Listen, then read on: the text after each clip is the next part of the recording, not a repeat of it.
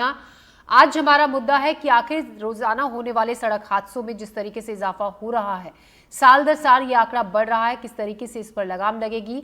तो भारत में हर घंटे सड़क हादसे 53 हर घंटे सड़क हादसे होते हैं, जिसमें 19 लोगों की जान जाती है। सड़क हादसों में मारे जाने वाले लोगों की संख्या में पिछले एक दशक में तेजी से बढ़ोतरी देखने को मिली। इस मुद्दे की गंभीरता को देखते हुए देश के परिवहन मंत्री नितिन गडकरी ने भी चिंता जाहिर की।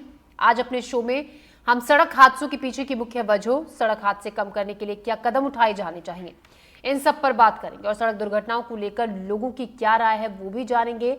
आप इस बारे में क्या सोचते हैं, आप कॉल कर अपनी राय हमसे साझा कर सकते हैं। हमारा फोन नंबर है 8178999182। तो मध्य प्रदेश में पिछले 6 महीने की अगर हम बात करें तो यहाँ 88,000 सड़क हादसे हुए हैं। प्रदेश में 35% सड़क हादसे खराब सड़कों के कारण हुए हैं। इसी को लेकर लोगों से बातचीत की हमारे संवाददाता ने। आइए देखते हैं एक रिपोर्ट। मध्य प्रदेश में पिछले 6 महीने में 88,000 से ज्यादा सड़क हादसे हुए हैं। वहीं छिंदवाड़ा जिला भी दूसरे जिलों से सड़क हादसों के मामले में कुछ कम नहीं है। अगर छिंदवाड़ा की बात की जाए तो पिछले साल तकरीबन 396 सड़क हादसे हुए हैं, जिसमें मरने वालों की संख्या 108 है। इस समय हम मौजूद है छिंदवाड़ा के खजरी स्थित रेलवे ओवरब्रिज पे, जो कि इस समय छिंदवाड़ा का एक्सीडेंट्स का अगर बात की जाए तो हॉट स्पॉट बना हुआ है। हम आपको बताएं कि ये ब्रिज तकरीबन, अगर हमारे कैमरामैन को बताएं, देखिए ब्रिज की हालत आप देखिए, यहाँ पे तकरीबन गड्ढे हो चुके हैं। और एक्सीडेंट्स का प्रमुख कारण अगर आपको बताएं तो खराब सड़कें और गड्ढे भी है। आपको बताएं कि इस ब्रिज की लागत तकरीबन 24 करोड़ रुपए है, जो कि 3 साल में तैयार हुआ था, लेकिन ये राजनीति की भेंट चढ़ गया और आप ब्रिज की आप हालत देखें। तो सर ये बताइए कि क्या कारण है ब्रिज को लगातार हॉट स्पॉट बना हुआ है एक्सीडेंट्स का? यहाँ सबसे बड़ा कारण ओवर स्पीडिंग, दूसरा कारण ब्रिज का सकरा होना, तीसरा कारण लगे हुए सामने अतिक्रमण, जिसके कारण लोगों को आने जाने में परेशानी। अभी ब्रिज लगभग 3 साल भी नहीं हुआ ब्रिज पे हाँ आप हालत देखेंगे, गड्ढे हैं पूरे ब्रिज पे, अभी बीच में दरारें भी पड़ गई थी। सबसे मुख्य कारण यहाँ ओवर स्पीडिंग का है और ब्रिज का सकरा होना। तो क्या लगता है कि ये ब्रिज का उद्घाटन काफी जल्दी कर दिया गया है? बहुत जल्दी, समय सीमा से पहले। आकाश ये बताइए क्या कारण है इस ब्रिज पे लगातार हादसे हो रहे हैं, जिसमें लोगों की मौतें भी हो रही? ब्रिज की एक तो चौड़ाई बहुत कम है, जिसके कारण यहाँ से लोग बागों को आने जाने में दिक्कत जाती है। लोग बाग ओवरटेक करते एक दूसरे को, उसके कारण एक्सीडेंट हो जाते हैं। रोडों में इतने भयंकर भयंकर गड्ढे हो चुके हैं, जिसके कारण लोगों को दिक्कत बहुत जा रही है। क्या कारण है कि यहाँ हादसे इतने हो रहे हैं? पहली बात तो है ब्रिज का संकरापन बहुत है यहाँ पे। देखिए जैसे कि चौड़ाई कम है यहाँ पे ब्रिज की, और ऊपर से यहाँ पे पूरे ब्रिज पे गड्ढे हो चुके हैं और ओवर स्पीडिंग बहुत ज्यादा होती है यहाँ पे। तो आए दिन एक्सीडेंट की खबरें आती रहती है आसपास से।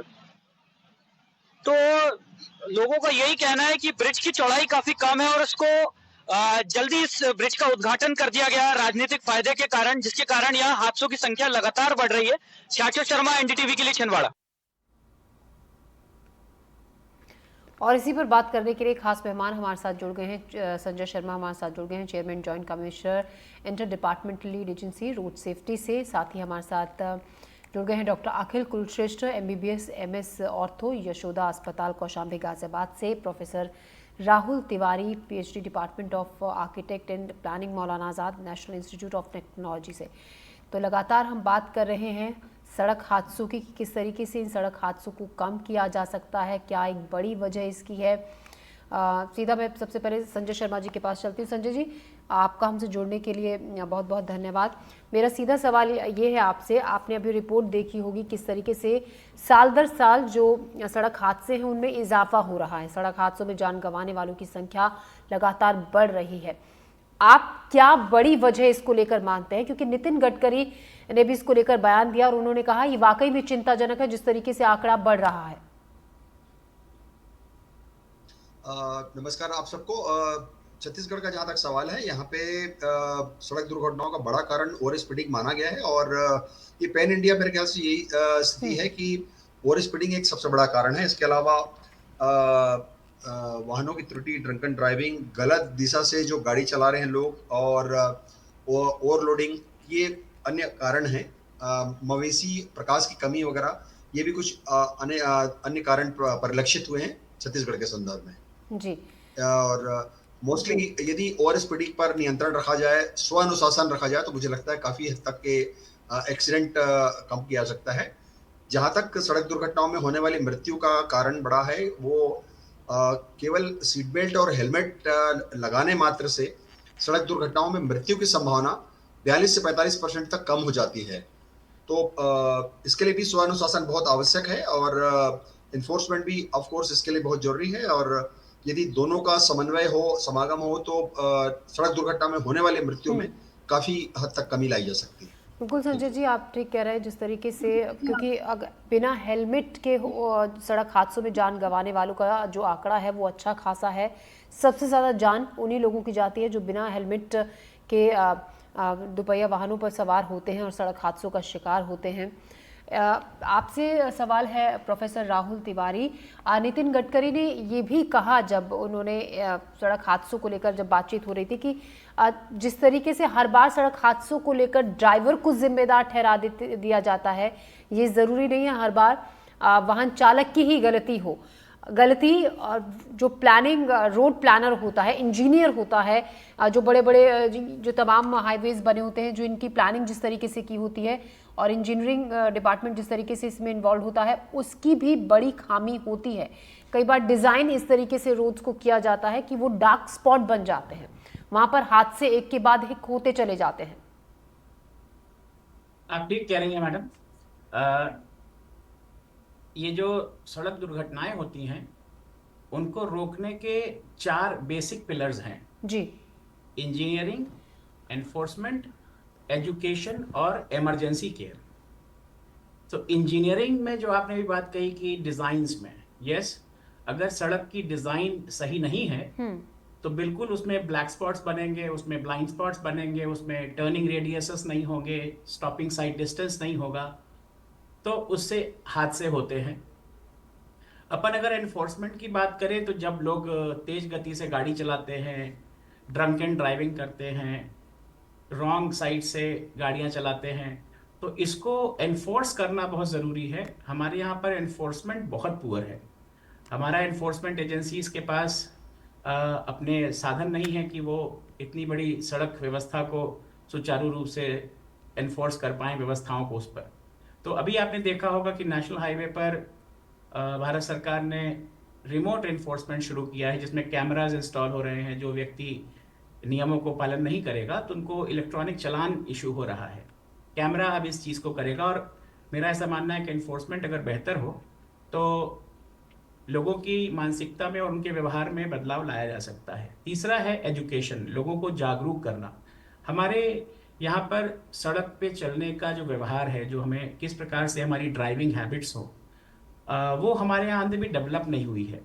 हम लाल सिग्नल को नहीं मानते, हम पीले सिग्नल को नहीं मानते, हम हरे सिग्नल को नहीं मानते, हम नो टर्न्स को नहीं मानते, नो यू टर्न्स को नहीं मानते, नो पार्किंग को नहीं मानते।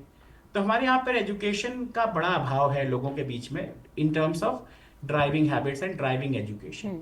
And the fourth one is the emergency care. जब दुर्घटना हो गई तो लोग जो उसमें दुर्घटनाग्रस्त हुए हैं, अगर उनको हम सुचारू रूप से उपलब्ध करा पाएँ, हॉस्पिटल की व्यवस्था, ट्रॉमा सेंटर की व्यवस्था निकटतम मिल जाए अगर, तो उससे भी किसी के जीवन जाने की जो संभावना है उसमें कमी आती है।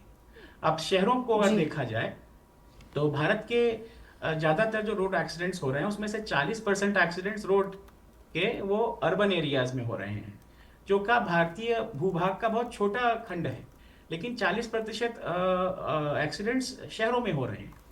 अब यहाँ गौरतलब बात यह है कि आप देखेंगे कि इसमें साइकिल, बसेस, कार्स, स्कूटर्स सब एक ही प्रकार की रोड में हम लोग अकोमोडेट करते हैं, और जबकि इन सारी व्हीकल्स की अपने अलग कैरेक्टरिस्टिक्स हैं। मतलब साइकिल की स्पीड 10 की रहेगी, स्कूटी की स्पीड 20 की रहेगी, कार 80 पर भी जा रही है। तो इसमें जब सारे सॉर्ट ऑफ व्हीकल्स एक ही स्पेस को शेयर करते हैं और पेडेस्ट्रियन भी उसमें है, पैदल वाला भी उसी में है, जी प्रोफेसर राहुल, उससे जो संभावनाएं होती हैं दुर्घटना होने की, लेकिन व्यवहारिक कितना है ये जो आइडिया आप सुझा रहे हैं, ये उस पर भी हम चर्चा करेंगे। हमारे साथ प्रीति खरे भी जुड़ गई हैं, ओनर और ट्रस्टी सेवियर कॉलेज भोपाल से, ट्रैफिक रूल अवेयरनेस स्क्वाड से हैं। प्रीति, मैं आपके पास लौटूंगी। एक कॉलर हमारे साथ इस वक्त जुड़े हुए हैं। जी कहिए, विजय हमारे साथ हैं कॉलर। कहिए, आप क्या कहना चाहते हैं, क्या राय आपकी इस मुद्दे पर है जो आप इस वक्त देख रहे हैं टेलीविजन स्क्रीन पर?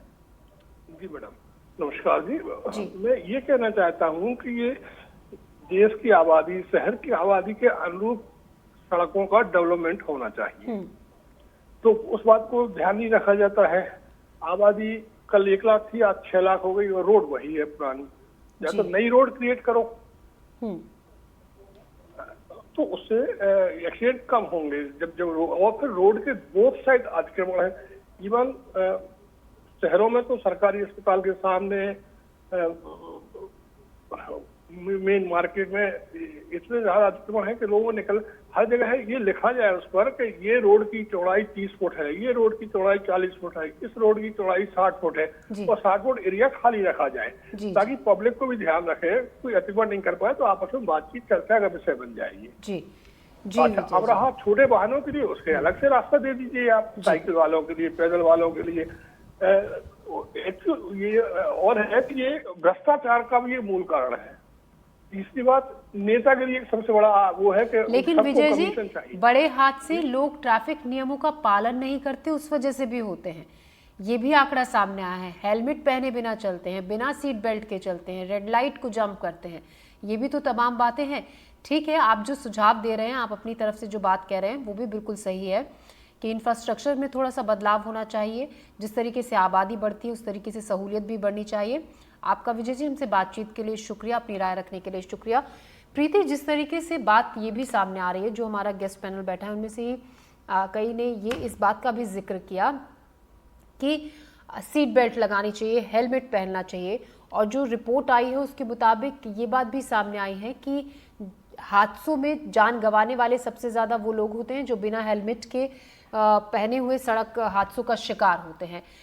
आप इस दिशा में काफ़ी वक्त से काम भी कर रहे हैं। क्या आप मानती हैं कि लोग ट्रैफिक नियमों का उतने सीरियस होकर वो पालन नहीं करते हैं जिस तरीके से उन्हें करना चाहिए, अपने आसपास के लोगों का ध्यान रखते हुए और खुद का भी ध्यान रखते हुए? बिल्कुल, जैसे मैं जिस शहर में रहती हूँ भोपाल में, ये बी टाउन शहर है। जी। तो और मैं दिल्ली में भी काफी लंबे समय तक रही हूँ। तो दिल्ली में चूंकि यहाँ पर पुलिस बहुत स्ट्रिक्ट है, पॉपुलेशन बहुत ज्यादा है, तो यहाँ पर फिर भी नियमों के ऊपर सख्ती है। लेकिन बी टाउन के ऊपर अगर हेलमेट की ही हम लोग बात करें तो मुझे लगता है कि वहां पर हेलमेट तो सिर्फ पुलिस के चालान से बचने के लिए ही पहना जाता है, खुद बचने के लिए नहीं पहना जाता है। जहां पर भी पेट्रोलिंग हो रही होती है, नाका पर खड़ी है पुलिस, तो थोड़े दूर से सब एक दूसरे को इशारे करते हुए जाएंगे और वहां से सब हेलमेट पहन के ही क्रॉस करेंगे जी। और उसके बाद फिर उतार लेते हैं। तो काफी मुश्किल, हम लोग भी प्लकार्ड्स के थ्रू बहुत अवेयरनेस स्प्रेड करने की कोशिश करते हैं, कर रहे हैं।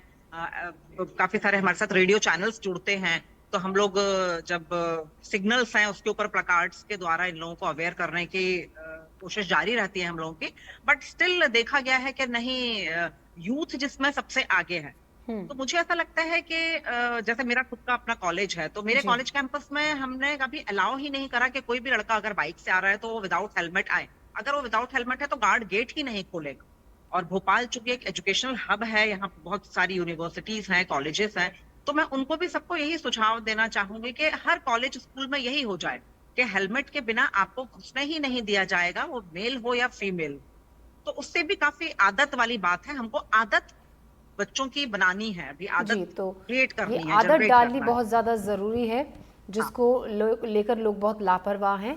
डॉक्टर अखिल कुलश्रेष्ठा भी हैं, MBBS MS ऑर्थो हैं। डॉक्टर अखिल, आपको क्या लगता है, देखिए रोज़ाना सड़क हादसों से जुड़े हुए केसेस अस्पताल में आते हैं, कितनी सीरियस इंजरीज होती हैं अक्सर जो सड़क हादसों का शिकार होते हैं लोग, और लगातार आप क्योंकि केसेस को सॉल्व करते रहे, इस तरीके के केसेस को अटेंड करते रहे हैं, आपको क्या लगता है रोज़ाना की अगर हम बात करें औसतन एक क्षेत्र में कितने लोग पहुंचते हैं इलाज के लिए, कितने लोगों की, क्योंकि जो सबसे ज़्यादा चोट लगती है वो सर में चोट लगने से जान जाती है बिना हेलमेट पहने लोगों की? ज्योति जी, आपने ये बहुत अच्छा टॉपिक आज लिया है, इसके लिए मैं आपको जरूर कॉन्ग्रेचुलेट करूंगा, क्योंकि ये बहुत ही अवेयरनेस का टॉपिक है। और देखिए, कमी किसी की हो, गलती किसी की हो, लेकिन अल्टीमेटली खामियाजा जो है वो उसमें एक इंसान अपने जान के साथ, अपनी शरीर के साथ जरूर नुकसान करता है।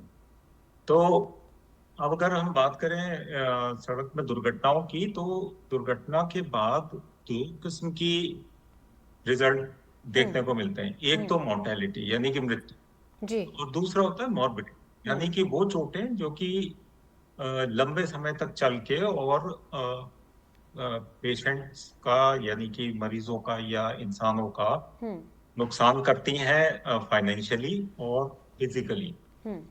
हम अगर अपनी इमरजेंसी की बात करें तो आप ये मान के चलिए कि हर रोज हमें 10 से 15 सड़क हादसों के मरीजों को देखना पड़ता है जो विभिन्न प्रकार की चोटों से आते हैं। जी। जो जहां तक मोर्टेलिटी का सवाल है, तो जब चोट लगती है किसी भी इंसान को, तो जो आसपास के खड़े हुए लोग हैं या जो वहां पहुंचते हैं उस सीन ऑफ एक्सीडेंट पे, उनसे मेरा ये बस निवेदन है कि सबसे पहले वो ये देखें कि या सुनिश्चित करें कि जो जिसको चोट लगी है उसमें सबसे ज्यादा गंभीर चोट किसको है, उसको वो अलग करें और ABC का रूल याद रखें।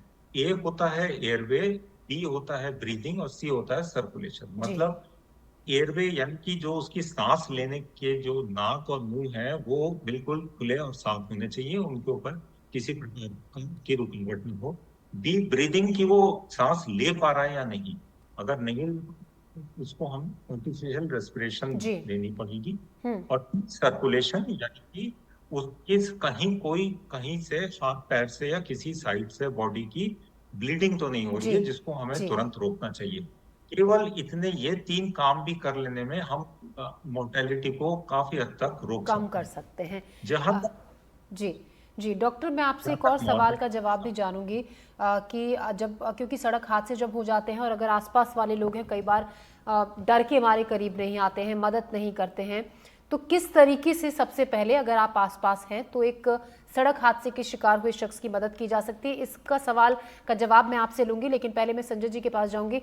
संजय जी, आप मुझे बताइए, अगर हम ट्रैफिक के लिहाज से बात करें कि नियमों के जो ट्रैफिक रूल्स हैं, हालांकि वक्त वक्त पर उनमें सख्ती भी की जाती रही है, लेकिन चेकिंग जो होती है वो ज़रूर ऊपर नीचे होती रहती है कि कभी तो किसी पॉइंट पर चेकिंग बहुत सख्ती से होती है, कभी वहाँ पर कोई भी ट्रैफिक पुलिस वाला मौजूद नहीं होता है। ऐसे में अगर हम स्टेप से बात करें, क्या वो कदम उठाए जा सकते हैं कि लोग ट्रैफिक नियमों का पालन करें और सीरियस होकर उन पालन करें ताकि ये जो हादसे हो रहे हैं उनमें कुछ हद तक कमी आए? देखिए, मैं इस मुद्दे पर प्रोफेसर राहुल तिवारी और प्रीति खरेजी दोनों से इत्तेफाक रखता हूँ। 4 ईस्ट को सब में काम करने की आवश्यकता है।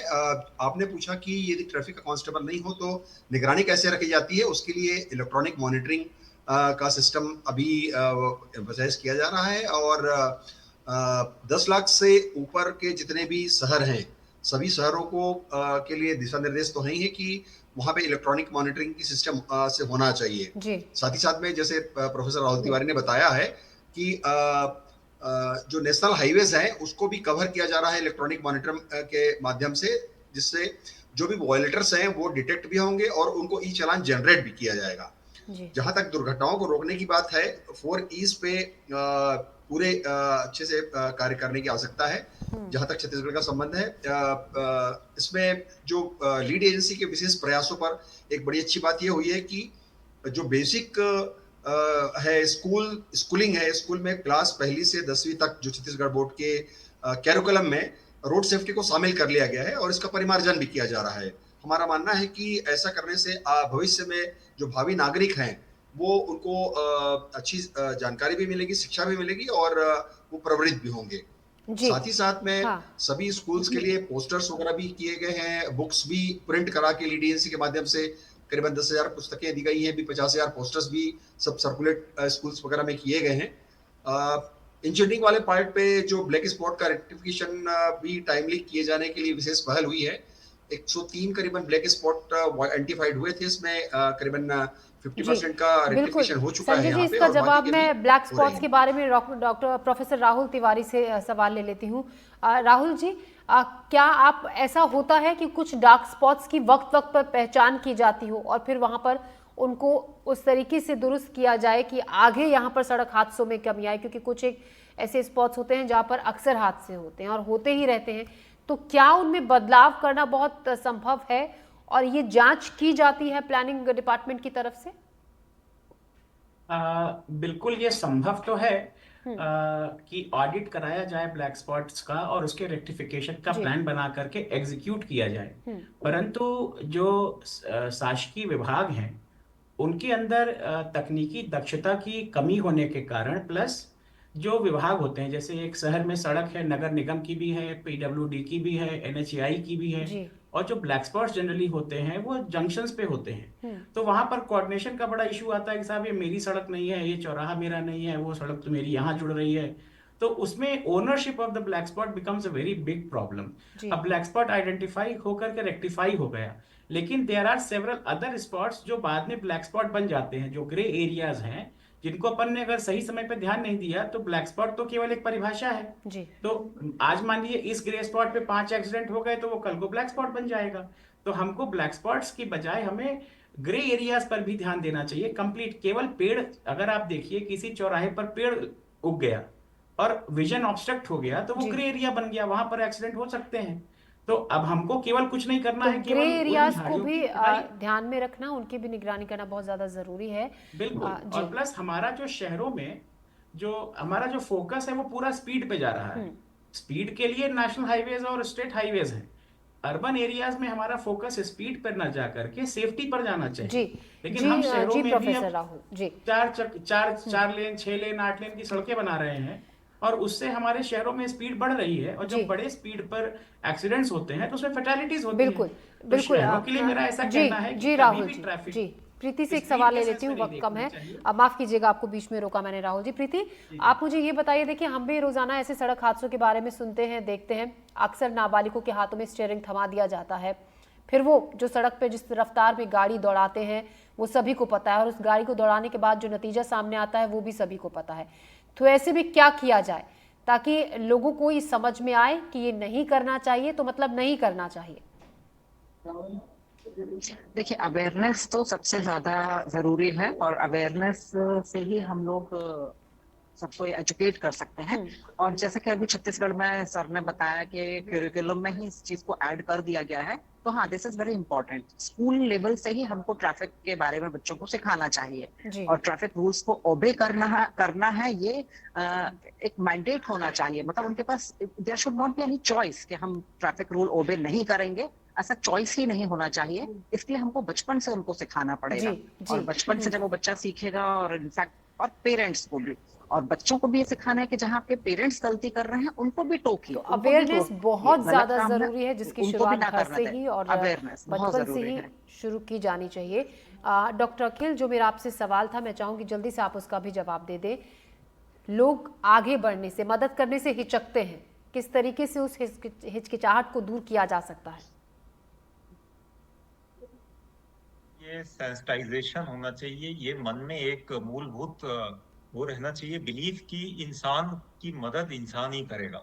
अगर हमने देखा है कि कोई इंसान पड़ा हुआ है, एक्सीडेंट उसका हुआ है, तो हमें आगे बढ़कर जितना जो कुछ हम कर सकते हैं वो हमें जरूर करना चाहिए। हमें उसको अनदेखा करके निकल नहीं जाना चाहिए, क्योंकि हो सकता है कि कल को वो कोई हमारा न भी इसी स्थिति में हो, कोई और जना उसकी मदद करे।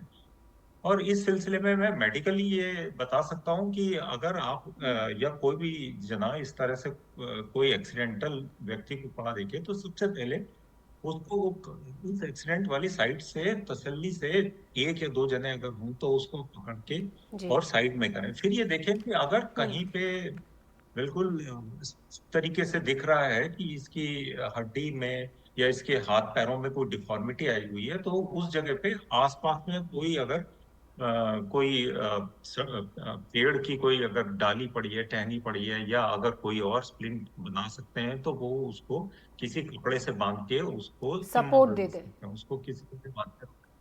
और इसके बाद जैसे मैंने कहा, एबीसी का वो ध्यान रखते हुए उसको एयरवे, ब्रीदिंग और सर्कुलेशन वो करें। और अगर हो सके तो किसी भी तरह से मदद मांगने की कोशिश करें आसपास के इलाके से या गवर्नमेंट के फोन नंबर्स के द्वारा। तो तमाम एक्सपर्ट्स हमारे मदद किस तरीके से की जा सकती है, क्या हम कर सकते हैं, क्या इनिशिएटिव अपनी तरफ से ले सकते हैं, कहाँ कमी की ज़रूरत है और कहाँ हमें अवेयर होने की, जागरूक होने की और आसपास के लोगों को जागरूक करने की ज़रूरत है। ये तमाम एक्सपर्ट्स ने सभी सवालों के जवाब दिए। प्रीति, आपका तमाम जानकारी के लिए, बातचीत के लिए, जुड़ने के लिए शुक्रिया। संजय शर्मा जी, आपका भी शुक्रिया। डॉक्टर अखिल कुलश्रेष्ठा और प्रोफेसर राहुल तिवारी, हमसे बातचीत के लिए शुक्रिया। हमारे स्पेशल बुलेटिन में अभी के लिए इतना ही। ले रहे हैं एक ब्रेक, दीजिए इजाज़त। नमस्कार।